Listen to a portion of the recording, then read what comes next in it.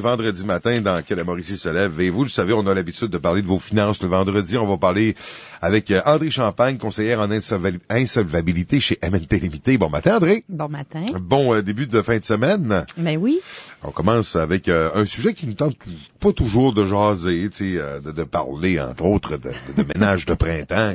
C'est assez plate de parler de ménage de printemps, surtout dans nos finances. On veut pas parler de ça. C'est plate de parler de ça, mais on n'a pas le choix, là. Ouais, mais comme dans n'importe quoi, Evans, tout est dans la perception des choses. Je pense que si c'est le regard que tu vas porter au sujet qui va faire toute la différence. Moi, le ménage de printemps, ce que ça veut dire le soleil, les fleurs, ça veut dire je vais mettre du nouveau dans ma vie. Moi, je le vois très, très, très positif quand je parle de ménage de printemps. Donc, j'en parle au niveau financier dans cet ordre d'idée-là. C'est drôle, moi, je n'ai pas la même image du ménage de printemps. Non. Je voyais maman dans son échelle, dans son escabeau, quand j'étais plus jeune, avec son savon Sunlight jaune, puis elle avait les murs avec une guenille. Oui, je vois l'image. C'était déprimant, ça sentait le lifestyle, on avait mal à la tête, tout le monde dans la maison. Oui, pour ça que peut-être que je trouve ça un peu plus négatif, mais c'est vrai que ça peut avoir un côté très bénéfique de faire du ménage dans sa vie, et surtout dans ses finances personnelles, parce qu'après ça, tu vas passer un bel été, la tête et l'esprit tranquille. Ouais, c'est ça. Puis là, aujourd'hui, il fait comme froid, puis j'ai décidé que moi, dans ma tête, c'était terminé, il fait plus froid, je mettais du soleil, fait que là, c'est le temps du ménage, fait que je mets ça. J'ai décidé que c'était comme ça ce matin. Là, c'est assez, là.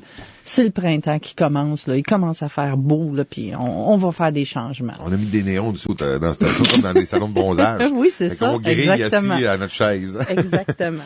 Mais, y a-tu des solutions? On commence par quoi exactement pour le ménage de printemps? Ben en fait, le ménage de printemps, c'est peut-être un petit peu au niveau de l'expression, comme de dire, de prendre un pas de recul puis de regarder où est-ce qu'on en est, qu'est-ce qu'on veut avoir, c'est quoi nos objectifs à court, à moyen, à long terme.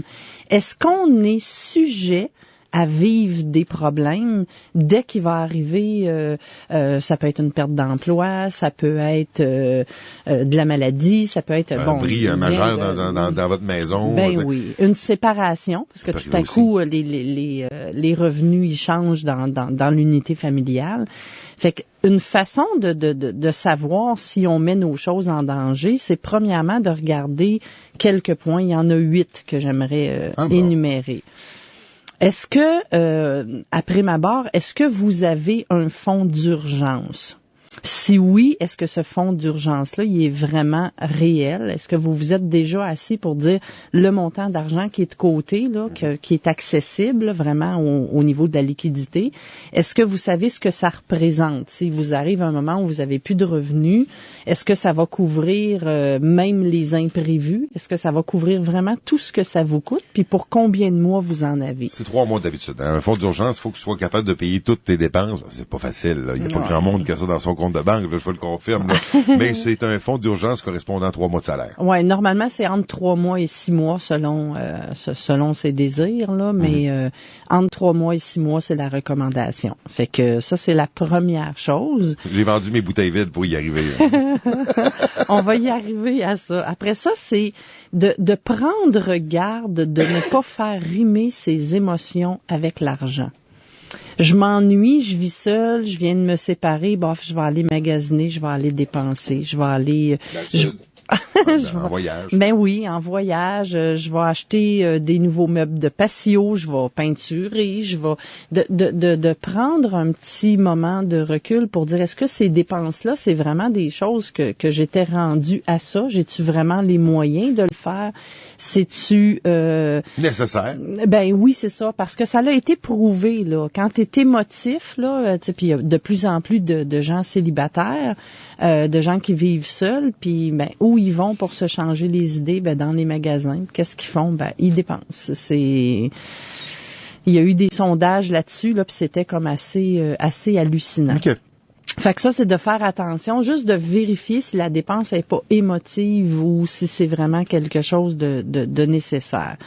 Ensuite, d'être rigoureux, de passer en revue chacune de nos dépenses, puis se demander si on en a vraiment besoin. Que ce soit des dépenses sur des sites web, des abonnements, tu sais, bon, je suis la première, j'ai un abonnement au gym, là, puis je trouve que ça coûte cher la fois parce que j'y vais pas. Puis d'une année à l'autre, je je renouvelle tout le temps. Puis là, à un moment donné, je me suis dit, là, attends une minute, là. Fait que je pense que c'est terminé. Je fais tout mon entraînement dehors, de toute façon. Ça coûte moins cher. Ça fait aussi un ménage. On a fait ça, nous autres, dernièrement, chez nous, là. Le ménage des postes de télévision. Oui. On avait un ramassé qu'on n'écoutait jamais. Puis on a sauvé. Ça n'aide à rien, là. Tu sais, ça coûte 20-25$ d'économie, mais n'empêche que c'est 20-25$ de plus dans nos poches par mois. À cause de postes qu'on n'écoutait pas, qu'on payait dans le vide depuis, je sais pas combien d'années, là. Non, c'est ça, exactement. L'autre point, celui-là, je pense que tu vas l'aimer. Il s'appelle négocier. Que ce soit ton service de câbleau-distributeur, quand tu les appelles, puis que tu fais chanter avec l'autre compagnie.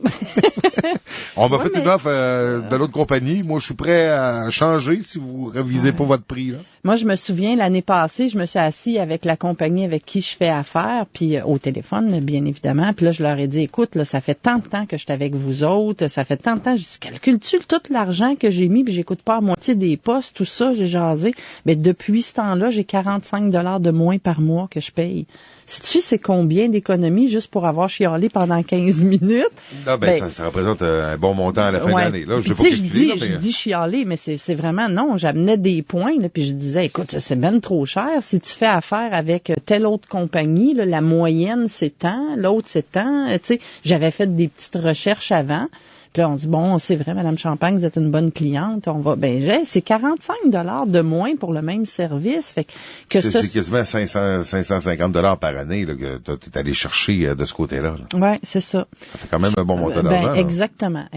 Fait que négocier, c'est pas juste avec les compagnies de câbleaux distributeurs, là, parce que là, s'ils se mettent à recevoir des appels, ils vont pas m'aimer, mais négocier avec tous les fournisseurs qu'on a, en fait, là.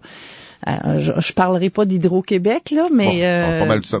Non, c'est ça. C'est pas possible, là. Ensuite, si vous faisiez le ménage en nettoyant avec les produits qui sentent fort que Evans n'aime pas, peut-être que vous allez trouver des articles que vous utilisez pas. Les vendre? Oui. Pourquoi pas? Sur les Kijiji, c'est vrai, en plus, là, c'est super facile. En fait, le seconde main très à la mode, ça fonctionne bien en plus. Oui, puis avant, on faisait, il y a beaucoup de monde qui disait, ouais, mais moi, faire une vente de garage, pas tellement mon genre. Puis mettre une petite table, puis là, il pleut, puis en tout cas, peu importe. Mais sur Kijiji, tout ce que tu as de besoin, c'est un appareil photo. Puis la plupart, on fait nos photos avec nos téléphones. Puis tu peux ramasser pas mal d'argent comme ça en te débarrassant. Puis en plus, tu fais de la place. Fait que donc, ça laisse place à acheter d'autres affaires. Mais ça, faut avoir de la discipline. Et le dernier point, c'est de se fixer des objectifs, mais qui sont réalistes. Des objectifs à court, à moyen et à long terme. Ça me fait penser à quelque chose. Tu sais, des fois, là, on sert le souper à la maison, puis... on va se servir une assiette ou on va se servir une assiette trop grosse à tes enfants puis ils viennent décourager. Ils se découragent parce qu'il y a trop de bouffe dans leur assiette puis finalement ils finissent par rien manger. Ouais. Donc d'en prendre trop grand, d'avoir l'esprit en fait un trop grand appétit sur les économies non réalistes, ça finit par nous décourager pour du blabard. On va laisser ça de côté puis on n'embarque pas là-dedans. Au même titre que de se faire un budget, si on part en trompe puis qu'on change toute notre vie pour un budget, ça marche pas, mais si on y va tranquillement, c'est mieux. Donc moi ce que je pense pour terminer là-dessus, c'est de dire que si on fait un regard différent, une approche différente sur notre situation, puis qu'on va chercher tout ce qu'on est capable d'aller chercher, qu'on négocie, qu'on vend des choses, qu'on change notre attitude, qu'on arrive à faire l'épicerie en argent comptant. Ouais, ça fait des petits d'ailleurs capsules sur les 21 jours, là, ça apparaît partout. Là. Visiblement, il y en a qui ont aimé ton idée. Là, c'est ça, exactement. Et moi, je pense que si on fait attention à tout ça, ça devient moins épeurant quand il y a des gros imprévus qui arrivent, comme perdre un travail ou un imprévu, là, quelque chose qui brise à la maison